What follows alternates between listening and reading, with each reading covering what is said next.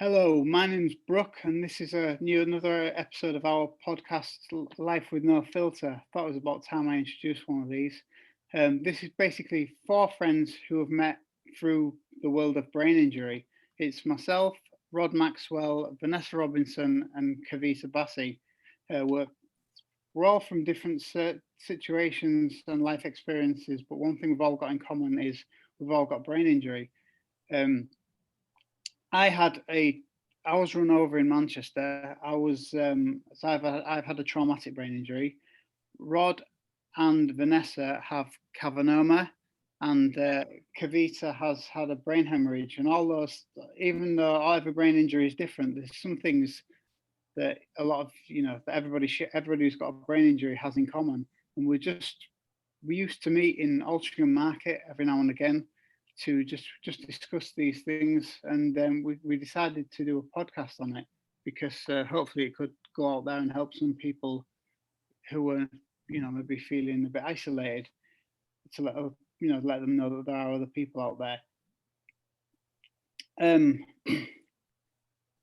One thing that we have all got in common is, well, I do certainly get confused, and something happened earlier where we discussed these things on like a WhatsApp group before, and Vanessa had put, we're discussing FNF today, and I sometimes get embarrassed about stuff that I don't understand, so I secretly Googled FNF, and it came with a fashion brand that's sold in Tesco. So I'm thinking, what has Tesco got to do? Tesco fashion brand got to do anything? And I suddenly realised that she meant friends and family, and that's what we're going to talk about today. And but really, the changes in your relationships with your friends and family since you've had a brain injury, and my situation at the time, I was a student and I was working in a bar, so I thought at the time that I had lots of friends. Well, what I actually had was a lot of different people to go drinking with, really. And one thing that brain injury does is it kind of teaches you who your real friends are. You get to find out who the true people who really care about you, the ones who the ones who stick around. It sort of made me go back to my roots. That I'm in a unique situation that all my friends, well, I'm from Scarborough in North Yorkshire, if you can tell by the accent. I'm in a unique situation where all of my high school mates, we're all still friends, and we speak regularly. And now we're all over the place. So a lot of us are in Scarborough, some of us are in Manchester, one's in America, one's in France, but we all do speak regularly. One's in Devon, and it was that it was those friends that have stayed my mates, and I think when you have that as a when you have that in mind, all those type of friends, I've kind of struggled to make new friends in since moving to Manchester. I've been quite I guess quite brave. That when I was at when I had my accident, I was at university. I was in Manchester. I mean, my story was I went around the world traveling, and I went to Manchester, and then I went back to my mum's house. So I saw that I was taking a step back in life, and I got back to Manchester, and you have all these visions of what it used to be like, and then when I moved back there, realised that times were different then, and I didn't really want to. Things weren't the same anymore, and I find it difficult to sort of make friends because I've not, you tend, when you've got a brain injury, you tend not to have things in common with people unless they've got a brain injury, and that's where I met these guys. I think I'm struggling for something to say now. which is another brain injury feature. So my friends in Scarborough who I've stayed in touch with, I've noticed that they've all, you think, you've had this massive change in your life, but and everything's kind of focused on like trying to get back to where you were, which for me was a 24-year-old lad, and like I'm 38 now, and I've got all these all these years, I've watched all my friends like go to university, get jobs, get promotions in jobs, move away. A lot of them have started families. I mean, like for instance, I'm probably one of the only ones of my peers not to have any kids, and I do feel left out in that sense. But it's I don't know. Am I jealous? It's just being in that different situation, isn't it? That you can't enjoy some of the things that you may used to enjoy sort of brain injury. So like even, I used to we're not going anywhere at the moment, but when I did used to go out, I used to go to a lot of parties, and I used to travel a lot and do a lot with my friends and be out late at night and go to clubs and that kind of thing. And then after brain injury, one of my friends would ring me up and say, do you want to go out to a club or whatever? And I'd be like, that is really not the scene for me. I don't want to drink that much. And I definitely don't want to hear those noises because it affects me. And I think it is that you do realize who your circle of friends is. And it's fine, if you have had friends that you've grown up with or friends that you have been with, sort of even after growing up, for quite a while and enjoyed that company, it's fine to sort of move on as well. And I think you've just got to do what's right for you and what keeps you happy as well, and enjoy new circles even. Do you think part of it is that people don't know what to say or how to relate to what you're going through? And because I certainly got to a point where I thought there was a lot of people who seemed to be very curious about what was going on with me. And when their curiosity was satisfied, ticked the box, it was almost a bit like, actually, I'm just glad it hasn't happened to me. And so they got curious and then they moved on, and I think it was possibly they felt a bit awkward because they didn't know how to relate to it. I repeat things all the time, and I'm probably a lot more boring. My world has shrunk. So I think what happened to me was you get a lot of interest initially, like a flood, and then it goes. And that actually is a real psychological challenge, because you're suddenly thinking, well, who am I anymore? I'm not relevant to anybody.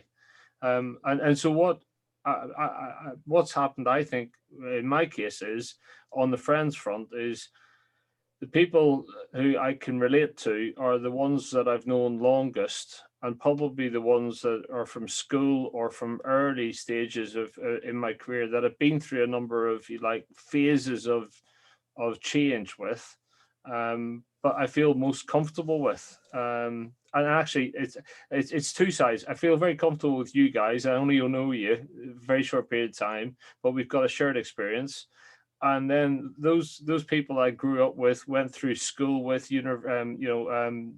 O levels, A levels, that type of thing, feel very, very comfortable with. But there's a group in the middle who are more transactional people that were there for a moment, and I've changed, and I'm not relevant to them anymore. And I don't think they can relate to me, and I've had to class them as colleagues or associates, and really my world in terms of friendship has shrunk, but in some ways in a good way, because I know who are true friends, if you like, in the meaning of friendship, as opposed to, let's just call them hangers on, if that makes sense. And I think what happened to you, Rod, was you stopped working, didn't you? And then that you all of a sudden, I mean, that occupied the vast majority of your time, and then all of a sudden you had all this free time, and that gives you a lot of time to think. There is that, and also, you know, only 3 months before I was in the hospital, I just made partner in the firm, and that's a big deal, right? A really big deal, and everybody loves you, you know, because you're invited in, and everybody's thinking, well, he's done really well, and you go from this overwhelming avalanche of, you know, celebration and whatever else. Then, you know, 4 months later, you're in a hospital ward, you know, not knowing where you are, and not many people can get to you, and then you become you're no longer as relevant to people, and you know, and people move on, you know, so their lives are busy. So that's what you forget, isn't it? That's what. And I don't blame anybody. It's not a blame thing. I think it's because they're moving on. Their lives are going down the motorway. They're in like a juggernaut or whatever, flying. Their lives are flying. You're not as relevant anymore. And what happens then is it's your family pick up the pieces, and they're picking up the pieces of that psychological torment, if you like, where you suddenly think, God, I'm 50, I was nearly 50 years of age, and actually, who am I, and who are my friends, and you know, yeah, those type of things. I was going to say as well, when I started to sort of come out of, you know, hospital and started being at home a lot more, and, you know, just recovering the way I did, and I went back to work, and I just didn't have that much energy. What used to happen is, because I used to have such a hectic social life before, people would like invite us to places, myself and my husband, and I would purposely not go because I either was too tired, or I, you know, had a lot at work, and, you know, I just didn't want to spend those evenings going out as well because I was just exhausted.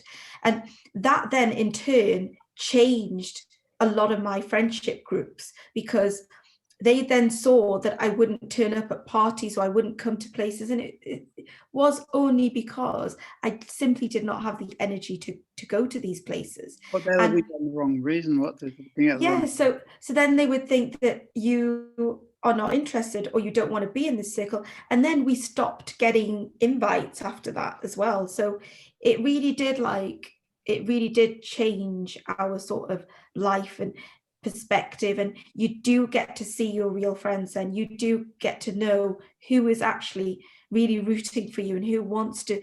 And if people really want to be your friend and they want to continue that friendship with you, they should really invest in understanding, you know, your issues, or understanding what you have troubles with, or what you can do and what you can't do, just your limitations. And I think that's really important. And the group of friends I have now are definitely the ones that understand it all. And there's no airs or graces. They get it. And, you know, if I'm too tired to talk and everyone else is going on a Zoom, it's fine. It's fine. My experience, I'd probably say I've got more friends now. They have been incredibly supportive right from the beginning, 8 years ago. And, you know, I can't thank them enough. They've stuck with me, maybe because I'm a little bit older, so my clubbing days were behind me anyway. But it's just incredible. I can't praise them enough. I suppose the way that we socialize now, I socialize now, is different, in that generally it's on a one-to-one basis, certainly on a one conversation basis. So we might go out for a meal, 4 of us, you know, me and my husband and another couple, but if there's more than one conversation, and it has to be really quiet as well, you hear nothing. It's not just like snippets of it, you just hear meh. So yeah, and to go somewhere quiet, so again, clubs are out of the question. Because of fatigue, it tends to be daytime, so it tends to be lunch or coffee, and it has to be, I'm no longer impulsive because I have to get my nap in, and I have to know what I'm doing, and you know, from anxiety and things like that. And I did, so my brain hemorrhage happened nearly 8 years ago, and I really was looking for a purpose, you know, of after a year or so of, you know, how do with me. And I decided that I wanted to do some fundraising for Basic, the charity, because they'd done so much to help me. And I raised then just over £10,000. And that was, okay, I facilitated it, but it was my friends who supported me, whether it's through sponsorship, whether I did some 3 different charity evenings, and, you know, spent their money, donated their money. Also, so my husband took 7 months off when I was first ill to care for me 24/7, but then the money ran out and he had to go back to work. And fortunately, he managed to go back part-time, so just 3 days a week. But then friends stood in to look after me for those 3 days for, I don't know, a couple of years. And they'd take me to appointments. Two separate friends actually took individually a week off work and came and lived with me to you know, to look after me. And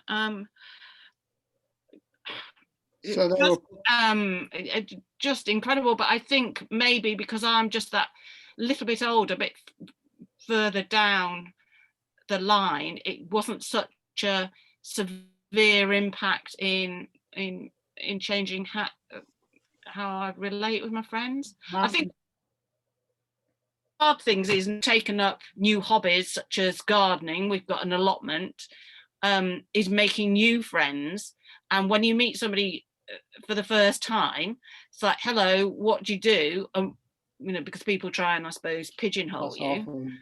And you don't really know what to say. And actually, I would say in the first couple of years, I used to say, hello, I'm Vanessa, I'm a brain injury survivor.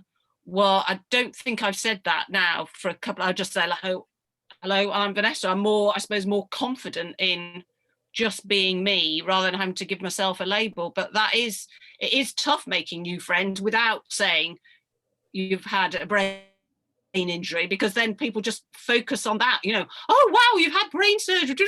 And they just want to talk about that. And you think, well, no, I was here because I wanted to discuss photography, or, you know, anyway, that's my experience. That's something that I suffered with at first. Like when it first happened to me, I was in my early 20s, and everybody was still in that, you know, still in the going out phase and going clubbing phase, and I felt so left out for that.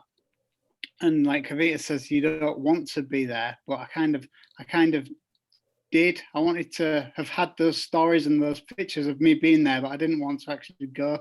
It's the FOMO thing, isn't it? Yeah, exactly. Fear of missing out. Yeah, but I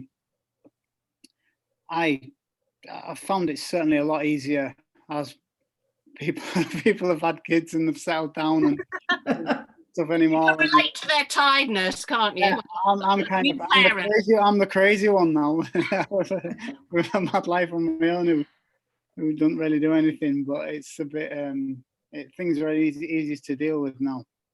I just think Vanessa, I think that you are probably one of the really, really lucky ones that did have that support network of friends. I consider myself incredibly lucky, and incredibly lucky to have such special friends, and so many of them, and the fact that they did stick with me. I do think there's the initial, certainly the first charity evening I had, a ladies' charity evening, I don't know, about 150 local friends came along. Wow. And there was certainly the what's the word, sort of inquisitiveness of, the freak show thing, let's go and see what she looks like. Well, I just crashed in on that, right? Thank you very much. That's a £5 to come in. Well, you know, but Yes, I do consider myself to be incredibly lucky. I know that I am. Were they all people that you knew before, or they're people that you've met since? No, those were just people that my old friends. Yeah. And then a few people I'd met through basic, because this was only a couple of years in. And as I think then the opportunities to make new friends is harder, isn't it? Because you're doing less. I think as well it's how do you class a friend? Not class, that's the wrong word, but how do you define a friend? So you have colleagues who really all you've got in common is work, but I'm still friends with people that I used to work with, but actually we had more at the time, we had more in common than just work. So I'm still with, still got a group of girls that at the moment we're not going out, but we still go out, and yes, we might reminisce, have a bit of a laugh of what it was like when we used to work together, but it's beyond that. So I think it's become a deeper friendship than just the colleagues. That's what brought us together in the first place. But yeah, I was saying that it's just amazing that you've had that lovely sort of support group within your friends. I probably had it more on my family side of things. When I was recovering, when I was coming out of hospital and all those days and weeks, I had more of my family looking after me, and that was the support network that sort of got me through. I think a lot of the times my friends would be a little bit afraid of either seeing me or knowing what to say or how they would act around me. I think there was that fear there, which Rod touched upon before, but I just think that for me it was more about my family. My family were the ones who really got me through those really difficult, challenging days. It was that support network that I really appreciated, and I couldn't say more about them. They do say, don't they, that when something happens, it's significant like that in health, it doesn't just impact the person that it directly impacts. It's the wider family side. The ripples, aren't they, that go out, and actually we're the center of the storm, but our families, certainly our close families, are directly affected, and they probably don't get the support and recognition that they deserve. It's all focused on us, and it makes you a bit, well, I'm not saying it did to me, it might have done a little bit, but it makes people selfish, doesn't it? Because you become more introspective, don't you? Because you everything's about you. They're also trying to get you better, and it's what can you do for the future, and how is your life being affected? That you can easily forget about friends, family, and you can become a bit of a I don't want to say the word, but you know what I mean. Well, my you can take advantage. Yeah. My youngest is 16, and we were talking about this the other day, and she was 12 when it happened, and she said, Dad, I don't actually remember what you were properly like before brain injury.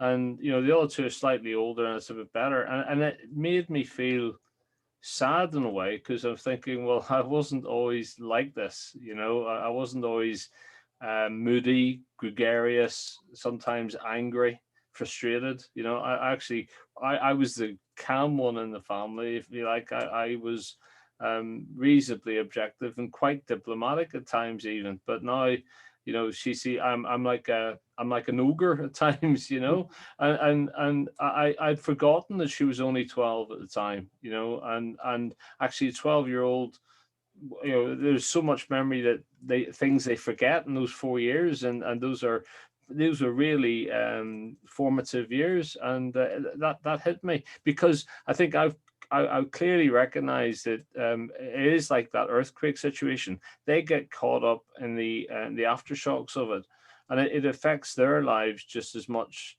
in some ways, as it affects ours. I haven't probably appreciated that enough at times. I've been, I think, probably a little bit too selfish, if I'm honest. Right. So I was very fortunate. Well, very fortunate, full stop. But also our children were just 19 and 21 when it happened to me. So they were adults and they were at university. But because they were adults, they were included in my, so the doctors and consultants or whatever would talk to them as well as my husband in terms of what was going to happen to me in terms of the decision making and things like that. So they were that bit older, and yes, they can remember what I was like before. Yeah, so my son was actually 11, so similar to your daughter, Rod, and he said exactly the same thing. He said, "Mummy, I actually just don't remember what you were like before." He's going to be 16 next month, and he's, you know, studying his GCSEs, which may not happen, I don't know. But it's really, it is sad that he hasn't seen that side of me where I had so much energy, I was doing a lot and I was getting involved, and now he comes to me and he'll show me his art. I love, you know, going through some of his art stuff that he's doing, but I'm always too tired to give my full concentration and full response, and I'll do it, you know, very and I feel sad about this, that I'll just do it very quickly and just look at it and say, yeah, that looks fine, you know.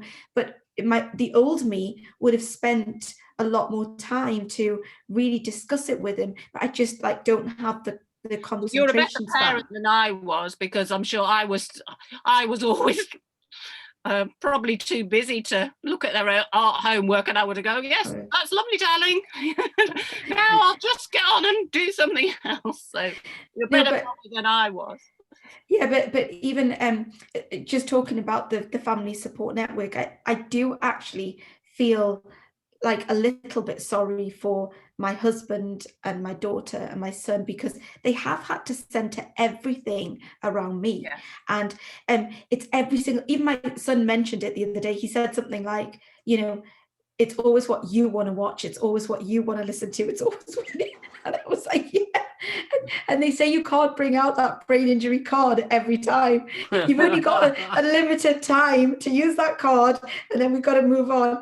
And I'm like, no, but I still, it's quite funny. But what changed their conception about it was getting them, like you said, Vanessa, about the doctors talking to your family. Well, because mine were a lot younger. We weren't involved in the decision. We had like neuropsychology, which they would do with my family unit, and that was the only thing that actually, because I used to be getting into arguments and everything with, you know, my kids, because I kept repeating myself, and I was getting on their nerves. But after those sessions with neuropsychology with my family, it completely changed. Completely. They came home after their session and both of them gave me a hug, because they felt really bad by the way they were before. And after doing that session, they gave me a hug and said, you know, we're trying to understand, you know, what it's like for you now.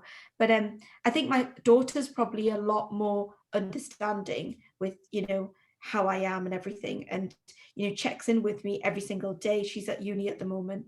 But my son, it's still sometimes he some he's okay. That's the same with me, whether it's a male or female thing. But our daughter lives with us, and my son doesn't. I don't know whether he forgets or not.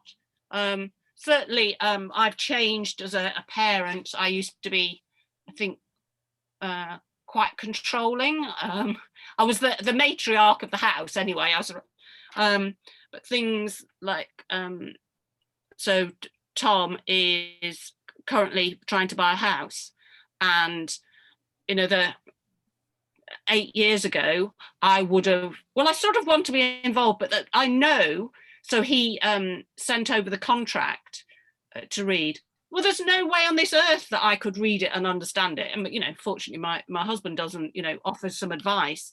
So things like that I would have wanted to have been a better parent, I've had to let go. So I think it does come with different ages. Yes, that just on that point, sorry, that's one thing that sometimes frustrates me, is that I do actually think that while my memory's bad, my sense of, I don't know, I can still offer an opinion, right? And I think the kids. I can offer an opinion, but it's not informed. So, well, it never was informed in my case. I was a management consultant. It's no filter. It's no filter opinion. That's what happens now. There is that, but I mean, I because I don't look after the banking anymore. I don't know where all our administration stuff is. I mean, to be honest, I was useless at that to begin with, because Helen was much better at that. But I feel like I sometimes you sort of think I'm just the spare part, because that traditional role is no longer there. I saw my role as working, bringing in some money and sort of helping the family that way. And when that goes, you're sort of a bit lost, really, and I sometimes think the kids must look at me and think, you're actually more hard work than we are, so I have become the big child in the house, I think. On that note, I mean, you all three of you were all the parent, like I was the child. And I maybe benefited from, like, a family. The support of my family certainly has been brilliant, and I do consider myself really fortunate to have that. I mean, my dad was working in the oil industry in Azerbaijan at the time, and he flew home, and it ended up taking. I mean, he's never been off work since like 1970. Whatever, in 1974 or something, and then he had like 9 months off work with me, and I saw like all my sister's boyfriend have all been really involved and really supportive, and I mean, without that, because you do need support, don't you, when you sort of in your early stages of recovery anyway. I mean, I remember I was in Hope Hospital at the time, which is now Salford Royal Hospital, and I remember seeing this guy he'd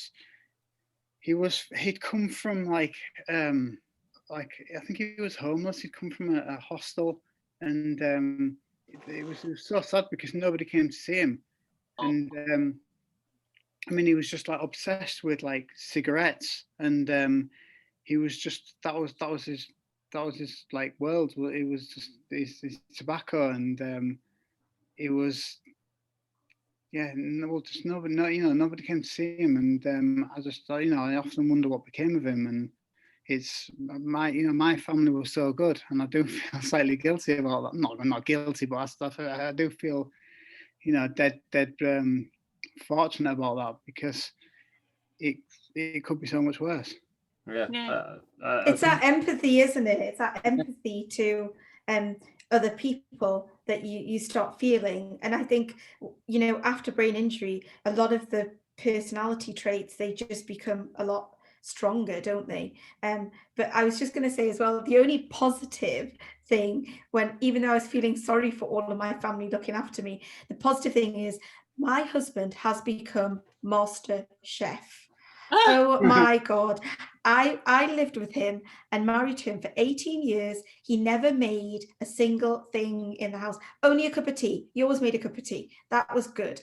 But now he makes like fish in a creamy sauce. He makes the peas and the broccolis, and he does, like, he made a Mexican nachos thing and enchiladas the other day. Oh my God, he has just become master chef. And that is like the positive that's come out of him being the one who's looking after me now. And I just love that. I love that. Yeah. Okay. It sounds like when lockdown's over, I know where we're going for dinner, guys. And who's cooking? Exactly. And it's Mexican enchiladas or whatever. Well, one positive thing, well, loads of positive things came out of this, but I felt I had recognition after I was ill, much later, but a lot of the things that you do to keep a home running go totally unnoticed, because it's only when they don't happen. If there isn't a meal on the table, it's like, so because, well, anyway, with me, it happened like that. You know, I was in hospital. There's no way that I could prepare for the, you know, if I was going away for a few days, say with work, the meals would be ready and they'd be labeled and this is what, well, this just happened. So, and because I was out of action, you know, for months, they had to find their own food. They had to work out how the washing machine worked. They realized how much laundry I did and how much cleaning I did. And that was actually quite nice. Well, I haven't gone back to that role. Well, staying with the positive, because I've managed to spend 4 years at home where normally if I had been at work, I would have been away every week. And I've seen the kids go through, you know, quite a formative stage of going through GCSEs, A levels, now university, etc.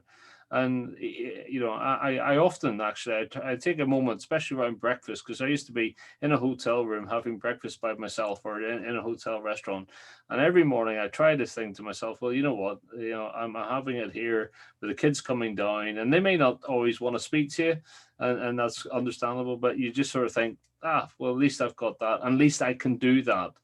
And you know, so I a moment to be thankful. That's what I try to take away as well. Yeah, I almost feel like we had lockdown early, if you know what I mean. Yeah. We had lockdown early in our heads. Yeah, we managed to have that time at home with our families, which is, I think, what a lot of people are maybe experiencing now. You know, not going out to the normal routine of going to work and, you know, doing all the things that they used to do. It just feels a little bit like that right now. I think as well, my role has changed within my family. So I'm the eldest of 4 daughters and fell into the stereotype of being, you know, the bossy big sister.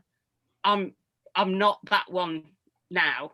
You know, obviously the 4 of us are still close or whatever, but there's just a bit of a change in role, you know. So organizing something, I would have automatically have taken the lead, and that's not so much now. And my husband he's my gatekeeper, so he knows my limitations, and annoyingly he can tell, especially with tiredness, I'm tired before certainly I acknowledge it, but quite often before. So he'll say, you know, he won't tell me that I can't go out, but he'll say, well, wouldn't it be better to do that on another day? Or you know, and that does annoy me sometimes, but the thing is, he's usually right. The gatekeeper's actually, I think, almost a slightly better term than carer, because I've really struggled with somebody, with Helen being my carer. And you know, it's probably a I don't know, arrogance or whatever, but I sort of think, well, I don't know, I don't like having a carer, but a gatekeeper is somebody who's, you know, I don't know, got your back, and I know that Helen has got my back, and I know that for a fact, and actually. But it changes your relationship with the person closest to you, the one that you love. It does. You're not the one that they married. That's it. You're because my personality has changed. Child, yes. My personality has changed. You know. I have something really funny to tell you. So I have this story. So basically, this just sums it up.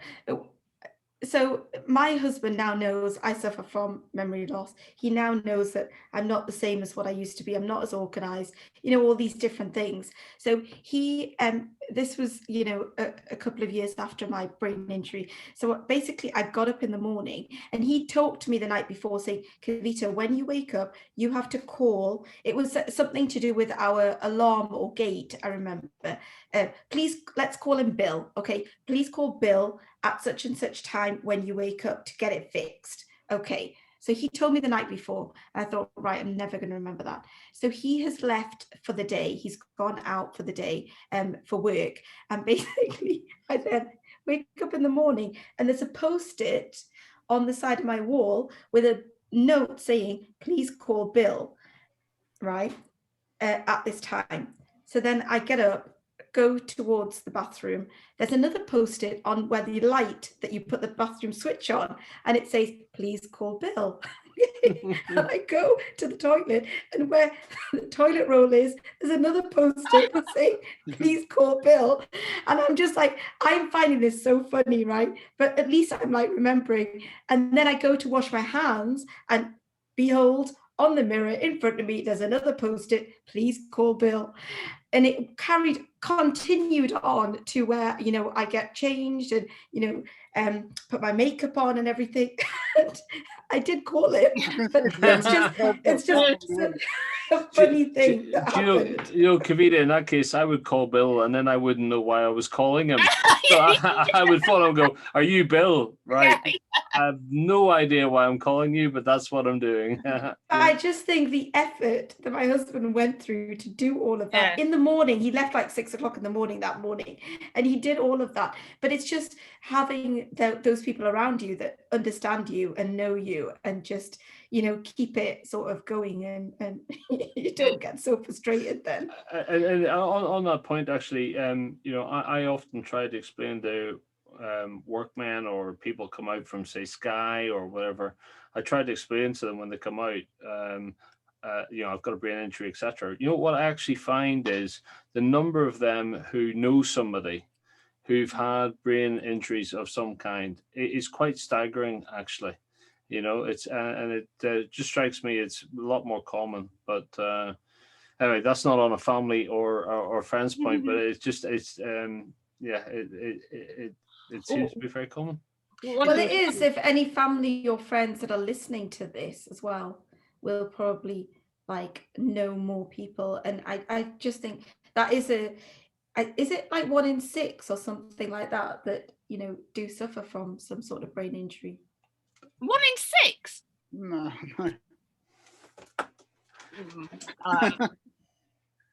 Maybe I got that statistic wrong. It's a lot more than you think, though. Yeah.